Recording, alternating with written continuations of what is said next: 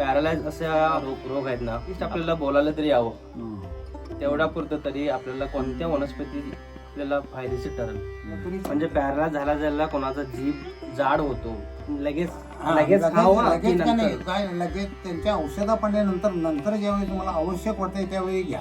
तर पश्चात किती तासानं आपल्याला फरक जाणवतो? नाही, खाल्ल्याबरोबर फक्त 30 सेकंदाच्या आत त्याचं ते प्रक्रिया सुरू होते. हा माका आहे वनस्पती, ह्याचा उपयोग काय आहे? माका हा सगळ्या रोगाचा काका आणि माक्यापासून कोणालाही कसला नाही होत नाही धोका.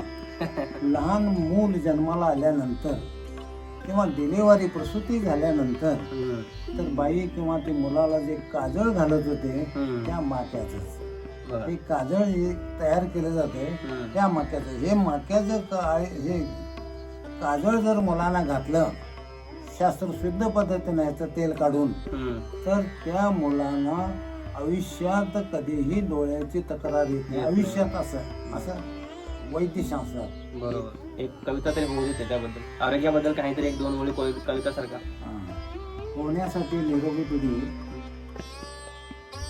नमस्कार. आज मी आलेलो आहे आपल्या ह्याच्या अगोदर पण आपण व्हिडिओ केला होता आपल्या वस्तासोबत. हे असे व्यक्ती आहेत ना, असे मानले जातात की आपल्या नून गावामध्ये एकमेव असे आयुर्वेदिक तज्ज्ञ आणि कुस्तीमध्ये पण अष्टपैलूच होते. हे आजकाल आपण बघतोय भरपूर असे काही रोग आलेले आहेत आणि दवाखान्यामध्ये गेलो ना तर भरपूर असा पैसा खर्च होतोय आमच्याकडून आणि मिडल क्लास लोक ते आपण अफोर्ड करू शकत नाही. तर आयुर्वेदिकचा ताकद काय आहे आणि याबद्दल आपण बोलणार आहोत. तर आमच्यासोबत आता 2 वनस्पती आणून ठेवलेले आहेत आपले आयुर्वेदिक तज्ज्ञ नागेश चौगुले साहेब, आणि यांच्यासोबत आज आपण बोलणं करून घेऊया. नमस्ते. नमस्कार. आज आपण बोलणार आहोत बसतात की आपल्यासोबत 1-2 आयुर्वेदिक आहे. कारण आजकाल आपण बघतोय की पॅरालाइज हा फार कठीण आहे आणि एकदा झालं तर त्यांचं जीवनामध्ये काहीच करू शकत नाही ते लोक. हां, तर आपण आयुर्वेदिकमध्ये असं कोणती वनस्पती आहे आणि पॅरालाइज अशा गोष्टी आपण लवकरात लवकर कमी करू शकतो आणि ॲटलिस्ट आपल्याला बोलायला तरी यावं, तेवढा पुरतं तरी आपल्याला कोणत्या वनस्पती आपल्याला फायदेशीर ठरेल आणि त्याच्याबद्दल आपण बोलणं करून घेऊया. आणि आपल्यासोबत आता 2 वनस्पती आहेत आणि पहिल्या वनस्पती आता पॅरालाइज झाल्यानंतर कोणती वनस्पती आपण यूज करावं? पॅरालिस म्हणजे पक्षीघातातला देव प्रकार आहे आणि त्यासाठी पॅरालिस मारल्यानंतर जीभ मोठी होते, वाचा त्याची जाते, बोलता येत नाही, कंकी येता येत नाही. तर अशा वेळी आता जे एक फूल आहे, आता जे आकार करब म्हणतोय आपण त्याला, आकार करब हे आहे. आकार करब याचे जे चिवणातले 4 दाणे त्यातले काढायचे आणि तोंडात टाकल्यानंतर तुमचं जे ॲक्युपंक्चर सारखं जिभेचं होतंय आणि जिभेत ॲक्युपंक्चर पाणी घेऊन जाते आणि त्याच्यानंतर त्याला काही दिवसानं 1-2-4 दिवसात म्हणजे त्याला बोलता येत आहे. आणि पक्षीघात होऊ नये म्हणून ती वनस्पती तोंडावर काम करते आणि पक्षीघात होऊ नये म्हणून रोज जर लसणाच्या 2 पाकळ्या दुधातनं उकळून घेतले किंवा दूध नाही चालत म्हटले तर लसणाच्या 2 पाकळ्या रोज नित्य जरी खाल्लं तरी सुद्धा पॅरालिसचा जो अटॅक म्हणतो तो येण्याचा धोका बहुसंख्य लोकांचा टाळलेला आहे आणि टाळत आलेला आहे. तिसरं मांस पडणे, मांस म्हणजे उडीद म्हणतात त्याला. उडदाचं तेल जे पक्षीघात झालेल्या ते एका बाजूला जर सोडलं तर त्याचा पक्षीघाताचे त्या रक्त वाहिन्याच्या चलनाला सुरुवात होते आणि पक्षीघाताच्या ज्या गुठळ्या तयार होतात ते पूर्ण नाहीशा होतात. त्याला मांस पडणेचं तेल म्हणजे उडदाचं तेल असंही म्हणतात. आपण घरामध्ये तयार करायचं काय? नाही, आणि ते बाजारात आता तेल भेटते किंवा रामदेव बाबांच्याकडनं जे आयुर्वेद जे तज्ज्ञ आहेत त्यांच्याकडून जे तयार मिळते ते वापरात आणलं तर ते चांगली गोष्ट होती त्याला. आणि ते निदान एखादं जेवणामध्ये भाकरी करत असताना भाकरीच्या दळपामध्ये जर पसाभर जरी नुसता तुम्ही उडीद टाकला तरी त्याचं जर खाल्लं तर मी भाकरी गोरला ते शक्ती वाढते आणि पॅरालिसचा धोका अजिबात पुढं होत नाही. असं लसूण आणि उडीद हे पॅरालिस मुख्य औषध आहे. आणि जर त्यातनं जरी झालं तरी बाबा ह्या जे आकार करब आहे याला मराठीचे बोंड सुद्धा जनरली म्हणतात आणि ते मराठीचे बोंड जर घेतलं तर त्याच्या त्या जिभेचे शुद्धीकरण होते, ॲक्युपंक्चर लगेच होते आणि त्याला बोलता येते. हे अगदी सिद्धांतातली गोष्ट आहे. अनेक लोकांनी इथनं नेलं आहे, त्यांचे रिपोर्ट त्यांनी मला दिलेले आहेत. आम्ही विनाशुल्क सरळ फक्त सल्ला, प्रचार प्रसार या माध्यमातून आयुर्वेद हे कसं शास्त्र आहे. आयुर्वेद म्हणजे निसर्गातले एक जादू आहे. निसर्ग भरून देतो, मानव मात्र दोन्ही हाताने घेतो आणि नंतर मात्र तो निसर्गाला विसरतो, म्हणून हे आजारी पडतो. आजारी पडू नये म्हणून आजचं जे आता प्रसार माध्यमातून तुम्ही आता काम केलं आहे, हे सगळं एक मोठ्या डॉक्टरच्या पेक्षाही जास्त प्रथमोपचार म्हटलं तरी चालते, सावधानता म्हटलं तरी चालते. होय. आणि होऊ नये यासाठी धडपड. रोग झाल्यानंतर डॉक्टर औषध देऊन बरा करतील, परंतु आरोग्य सुद्धा डॉक्टर देत नाही. थर्मामीटर ताप दाखवत आहे, डॉक्टर गोळी देऊन ताप कमी करतोय, तर ताप का आला, का येऊ नये हे मात्र अशा माध्यमातून हे प्रतिकारशक्ती निर्माणासाठी जसं शेवगा खावा लागतोय. शेवगा रोग प्रतिकारक शक्ती शेव करणारी शक्ती म्हणून त्याला शेवगा हे नाव आहे, असं आयुर्वेदनं सांगितलेलं आहे. आणि आयुर्वेदवर आम्ही प्रेम करणारी माणसं आहे. आणि या आयुर्वेदवर मला 7 समुद्रापलीकडं पायटो कंपनीनं डॉक्टर वाली पाचोळकर, डॉक्टर नाईकवाडी यांच्या सारख्या लोकांनी मला 7 समुद्रापलीकडं नेऊन आंतरराष्ट्रीय पुरस्कार सुद्धा दिला. ते माझं मी नशीब समजतो. आणि प्रसार आणि प्रचाराच्या माध्यमातून मी सगळ्या वनस्पतीची माहिती आणि त्यांचे गुणधर्म सगळ्यांना मी सांगत होतो आणि लपून काही ठेवत नाही. आणि ते माणसं खरोखरच ही समाज मतपरिवर्तनासाठी झटालेत. आणि असं जे माध्यम आहे हे खरोखरच दुर्मिळ आहे आणि ही आज काळाची गरज आहे. ह्या वनस्पतीचं नाव काय म्हटलं? आकार करब. आकार कर्ब. तर हे आकार कर्ब आहे ना, हे हा वनस्पती तर आपण सर्वसामान्य जनता त्यांच्या घरामध्ये आणून ठेवून एमर्जन्सीला तरी यूज करू शकतो. ते हो काय, याची फुलं भरपूर होतात. ते वाळल्यानंतर काढून पुडी बांधून ठेवायचं, त्याची बारीक हे निघतात आणि ते नंतर आपण टाकले घेतला तरी. म्हणजे पॅरालाइज झाला कोणाचा जीभ जाड होतो, ते जाड होण्या लगेच काय लगेच त्यांच्या औषधा पडल्यानंतर ज्यावेळी तुम्हाला आवश्यक वाटतंय त्यावेळी घ्या. त्यावेळी घेतलं तरी चालेल. म्हणजे ते त्याचा रस सुटला तर गिळलं तरी चालतंय. गिळलं तरी सुद्धा आतल्या शरीराचे अक्युपंक्चर होत अपाय असं काही होत नाही ना. ओके. मग ह्याच्यामुळे तरी आपल्याला भरपूर असा फायदा आहे की पॅरालाइज झाल्या आपल्याला असं वाटते की लोकांचं बोलणंच बंद होतोय, जीभ थोडा याद होते, पण हे खाल्ल्यानंतर जीभ व्यवस्थित कव्हर होऊन जातोय आणि बोलायला पण चालू करतील लोक. तर हे आहे आकार कर्ब हा वनस्पती आहे. आणि तुम्ही सर्वांनी जाऊन घराजवळ तरी तुम्ही एक वनस्पती आणून ठेवला तरी तुम्हाला एमर्जन्सीमध्ये तरी तुम्हाला नसेल कोणाला पण झालं काही कारणानं तरी ती लोक यूज करू शकतील. तर हे आकार कर्ब हे सर्व पॅरालाइजवरती उपयोगी आहे. आणि जीभ जाड होत असेल तर ते लवकरात लवकर कव्हर होऊन जाईल. तरी हे खाल्ल्यानंतर असतात किती तासांत आपल्याला फरक जाणवतो? नाही, खाल्ल्याबरोबर फक्त 30 सेकंदाच्या आत त्याचं ते प्रक्रिया सुरू होते. 30 सेकंदाच्या आत 30 सेकंद खाल्याबरोबर लगेच हे अतिपंक्चर लगेच पाणी सुटायला सुरू होते. त्यावेळी हे ओठ सुद्धा स्पंज पावतात.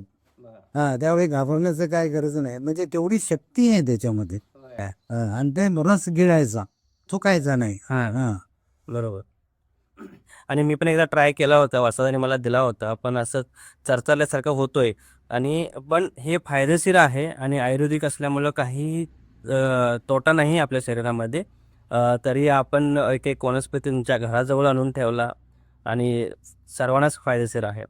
पॅरालाइस पक्षाघात कमी होण्यासाठी मास्क भरणे म्हणजे उडीद आणि उडदाचं तेल मिळते, तेलानं मॉलिश त्यांच्या फॅमिली डॉक्टरांच्या सल्ल्यानुसार ते करून घ्यायला काय हरकत नाही. बरोबर. तरी आयुर्वेदावर विश्वास असेल तर असं आम्ही म्हणतोय. बरोबर. विश्वास असेल तर, नाही तर तुम्ही डॉक्टरांचा सल्ला पण घेऊ शकताय आणि डॉक्टरांच्याकडे जाऊन येऊन नंतर तुम्ही आयुर्वेदिक पण यूज केला तरी चालेल. आणि डॉक्टरांच्या सल्ल्यानुसार काय करू नका, कारण काही लोकांना आयुर्वेदिक हे होते, त्यांना चालतं आयुर्वेदिक, काही लोकांना आयुर्वेदिक पण चालत नाही. तरी डॉक्टरांच्या सल्ल्यानुसार घ्या, सर्वांनाच उपयोग होईल असं आपले आयुर्वेदिक तज्ज्ञ सांगत आहेत कारण त्यांचं जेवणच त्याच्यामध्ये झालेलं आहे आणि ऑलरेडी ते भरपूर अशा पेशंटना सांगितलेलं आहे, सल्ला पण दिलेला आहे आणि त्यांचा रिझल्ट त्यांनी बघितलेला आहे. आता आपण दुसऱ्या वनस्पतीकडे जाणार आहोत. दुसऱ्या वनस्पतीकडे जाणार आहोत. त्याचं नाव आहे माका. माका हा आहे सगळ्या रोगावरचा काका आहे असं आपले आयुर्वेदिक तज्ज्ञ म्हणतात. तर ह्याच्याबद्दल थोडक्यात माहिती करून घेऊया. वस्ताद, हा माका आहे वनस्पती तुमच्या सांगितल्याप्रमाणे, तर ह्याचा उपयोग काय आहे आणि कशासाठी आपण उपयोग करावा आणि ते थोडक्यात आपल्याला थोडंफार माहिती करून द्या. माका हा ग्रामीण शब्द झाला. पुस्तकी ज्ञानाप्रमाणे भृंगराज म्हणतात त्याला.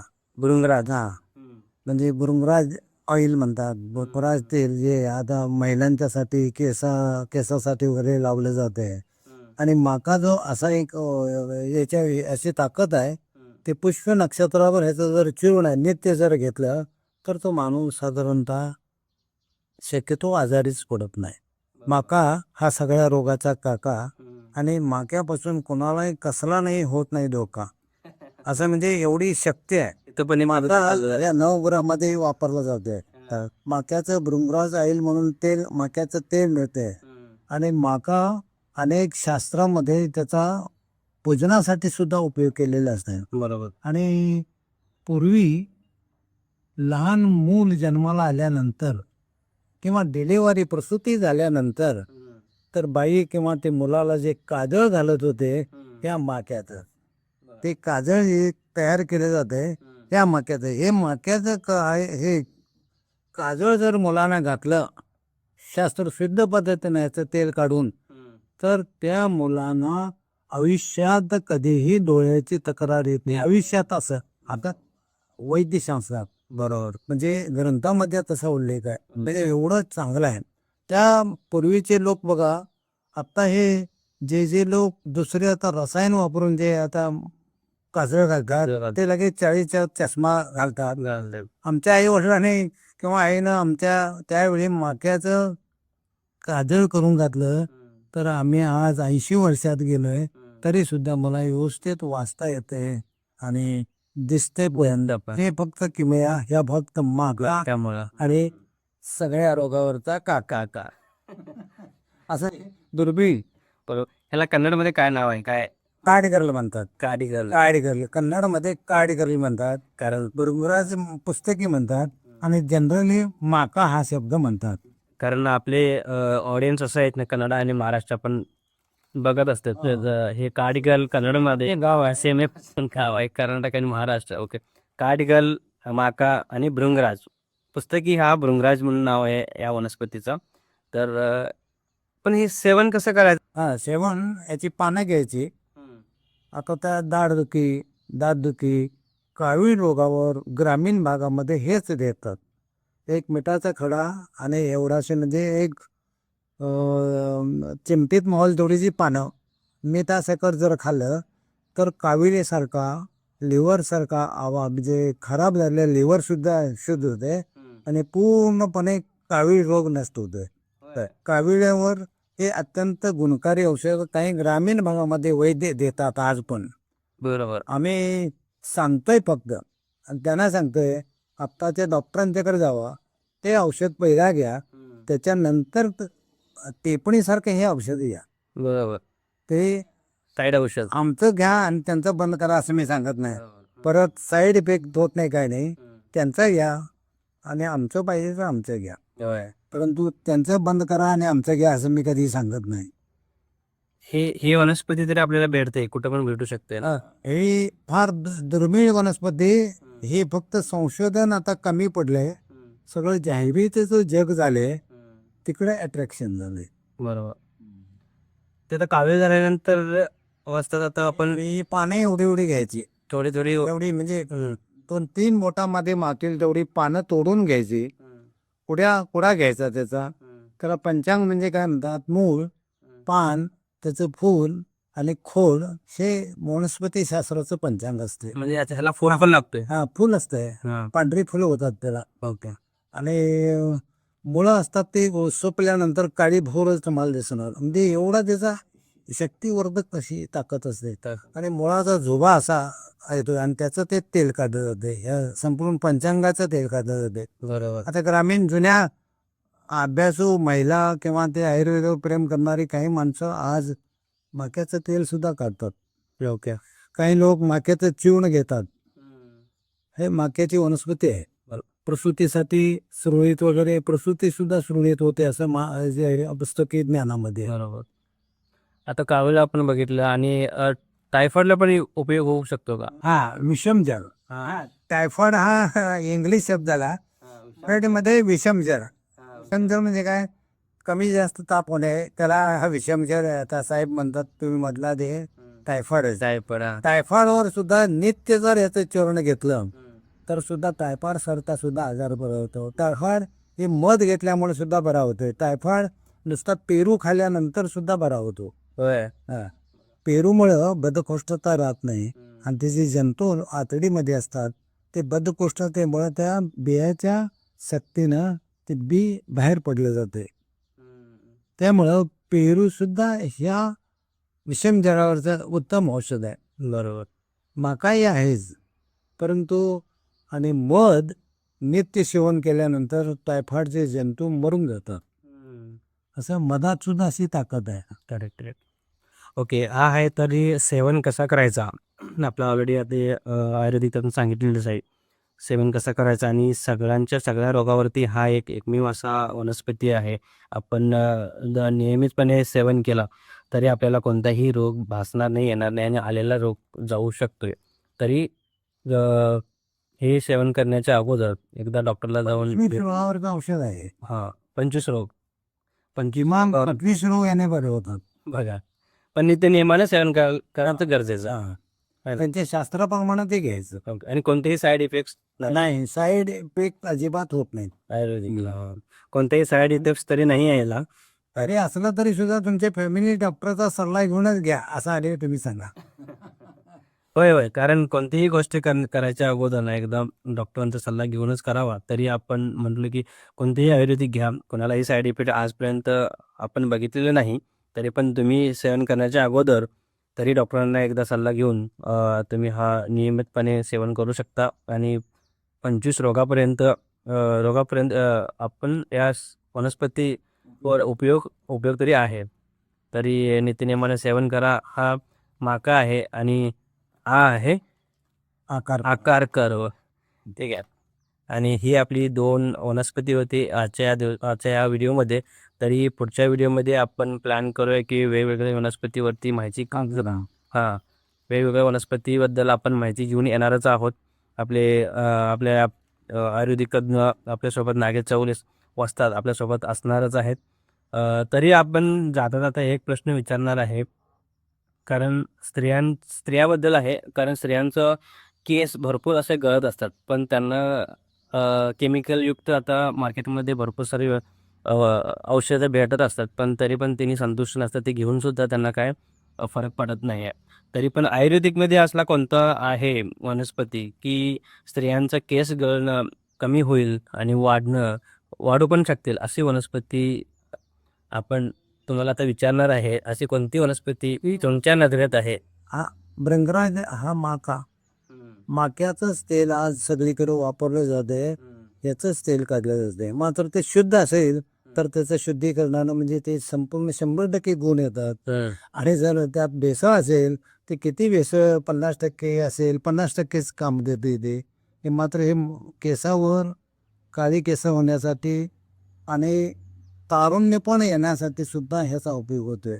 काळी भोर केसं कायमची राहतात, मात्र नित्य सेवन पाहिजे त्याला. मात्र आता ते कोण करत नाहीत आणि ते जाहीर जगामध्ये ते अमक्याचं घ्या तमक्याचं घ्यामुळे त्यात भेसळ असते आणि फक्त शिक्का तेवढाच असतोय त्याचा. मक्याचे भृंगराज ऑइल तेल. बरोबर. तसं हे आता घरगुती उपचारामध्ये ते कोण काढत असेल तर काढतात आणि त्याचं काढून वापरायला काही हरकत नाही. आणि काही मोठमोठ्या संस्था आहेत. आता रामदेव बाबांची संस्था आहे, आता अपूर्वा वगैरे गडीला मोठमोठ्या संस्था आहेत. त्या लोकांना किंवा आता केदार रेडेकर तिथं संशोधन केंद्र आहे, अशा लोकांच्याकडून सल्ला सहमत घेतला तरी सुद्धा हे ऑइलचं तेल कसं काढायचं, फार एखादं शिबिर घेतील किंवा प्रशिक्षण म्हणून देतील, तिथं सुद्धा संपर्क साधायला काय हरकत नाही. आपण घरामध्ये करू शकतो का ह्याच्या? घरामध्येच ते तेल काढायचं असतं. कसं काढायचं पण त्याचं काय घरामध्ये प्रोसेस? स्वच्छ करून घ्यायचं आणि ते उकळायचं आणि त्यात तेल टाकायचं आणि त्याच्यानंतर उकळल्यानंतर ते तेल तेवढं पाणी बाजूला होते, तेल तेवढं वरून पडते आणि ते तेल भरून ठेवायचं. ओके, ऑटोमॅटिक तेल येते ऑटोमॅटिक तेल येते. त्याला प्रक्रिया आहे. ती प्रक्रिया रिचार्ज सेंटर म्हणजे आता केला रेडी करायचं. आता अपूर्वा वगैरे असे ते जे लोक करतात त्यांच्याकडे सुद्धा ती प्रक्रिया असते. आता जिथं जे कॉलेज आहेत त्या कॉलेजवर तेल कसं काढायचं, पंचांग कसं, हे सालीचं चूर्ण कसं करायचं, हे सगळं ते शिकवलं जाते. आपण ह्या पाण्याचं चूर्ण करून ठेचून तसंच लावलं तरी चालत नाही का? नाही, पाण्यात होत नाही ते. त्याच्यात प्रक्रिया त्या तेलात उतरायला पाहिजे, तेल ते बिनायला पाहिजे. म्हणजे तेल काढायलाच. हा, तेल पाहिजे, त्याचं तेल. आणि ते सगळीकडे काढतात आणि देतात. आता मोठ्या कंपनीकडे गेला तर ते चांगलं देतात. बरोबर. आता हा वनस्पती माका वनस्पती त्याच्यावरती पण आहे, काळा पण होऊ शकतो. आता तुम्ही म्हणशाल की आम्हाला कसं व्हाईट कलर आहेत, पांढरी केस आहेत, त्यांचं वय झालेलं आहे 80च्या वरती आहे, तरी त्यांना नॅचरल पांढरी केस आहे त्यांची. आणि माझं आहे, मी कलर लावून घेऊन मी करून घेतलेलं आहे. पण आपण काही रोज सेवन करत नाही आहे. तरी तुम्ही लोक ह्याचा तेल भेटला तरी तुम्ही लावू शकताय आणि ह्याचं काही साईड इफेक्ट्स वगैरे काहीच नाही आहे. कुठल्याही केसाला साईड इफेक्ट्स नाही. आणि तुम्हाला एकदा तुम्ही ट्राय करून पहा. ॲटलिस्ट मिनिमम 3 महिने तरी पाहिजे लावायला. कंटिन्यू 3 महिने तरी लावायला पाहिजे. कंटिन्यू 3 महिने तुम्ही कंटिन्यू केला तरी याचा रिझल्ट तुम्हाला चांगलाच भेटून जाईल. आता अशाच वेगवेगळ्या वनस्पती घेऊन आपण पुढच्या व्हिडिओमध्ये येणार आहोत. वस्ताद, आपण नवीन व्हिडिओ आपण बनवूया, लोकांच्या समोर लोकांना आपण समजावून सांगूया कुठल्या वनस्पती. आपल्या सभोवतालीच भरपूर असे वनस्पती आहेत आणि आपल्याला माहिती नाही. प्रत्येक झाडाचा उपयोग आपल्याला माहिती नाही, पण आपल्या सभोवताली आपण उपयोग करत नाही दैनंदिन जीवनामध्ये. तरी आपण ह्याच्या पुढं ते उपयोग करून घेऊया आणि आपलं आरोग्य व्यवस्थित राहावे आणि घरच्यांचं आरोग्य आणि सहकुटुंब सुखी. एक कविता तरी होऊ दे त्याच्याबद्दल. मला बोलता येत नाही, एक कवितासारखं बोलता येत नाही मला. तुमच्याकडून काहीतरी आरोग्याबद्दल काहीतरी 1-2 ओळी कवितासारखा. होण्यासाठी निरोगी पिढी वनौषधीची उभी करा गुढी. 12 ना दूध द्या, 1 वर्ष आईचे, अविश्वर दूध द्या गाई म्हशीचे, इंजेक्शन मात्र द्या रोग प्रतिबंधक लसीचे. बाळाचे आरोग्य हे देशाचे भाग्य आहे. आजचे बालक उद्याचे पालक ते देशाचे मानक आहे. अरे बाबा नन्हे मुन्ने बच्चे तेरी मुट्ठी में क्या है, अरे बाबा तेरी मुट्ठी में हमारे देश की तकदीर है, और हमारे और ये सांप के दिल में क्या है, हमारे देश के तस्वीर है. थँक्यू, धन्यवाद. वाजता तारुण्यपण, लहानपण, म्हातारपण आणि तारुण्यपण या 3 अवस्था असतात. या 3 अवस्थेमध्ये जाण्यासाठी आयुर्वेदचा निसर्गाशी बोला, निसर्गाशी चाला, तरी तुम्हाला आयुष्य चांगलं लाभणार. याबद्दल काय विचार करण्यासारखे काय नाही. म्हणून अनवाने चाला. या जमिनीला प्रत्येक माणसाचं अर्थिंग व्हायला पाहिजे. जे शरीरातली जी वाफ असते, शरीरातली जी ऊर्जा असते अतिरेक झालेली, तर ती ऊर्जा जमिनीत करंट उतरल्यासारखं ते उडून जायला पाहिजे. म्हणून अनवाने चला, म्हणून निसर्गाशी बोला, निसर्गाशी चाला, असं आम्ही म्हणतोय. बरोबर.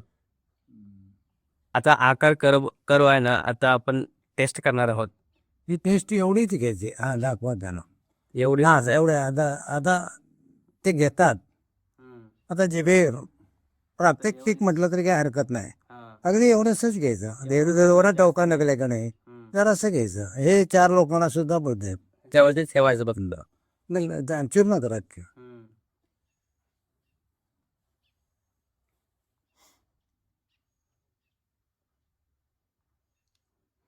पूर्ण हा जीभ हे पूर्ण जळजळतोय. नाही स्प्रिंग सारखं होत आहे. त्याची पंपिंग झाल्यासारखं पंक्चर होत आहे. आपण इंग्रजी भाषेत अक्युपंक्चर आपण म्हणू. आता ओठ सुद्धा तुमचे असे स्पंज पावतात.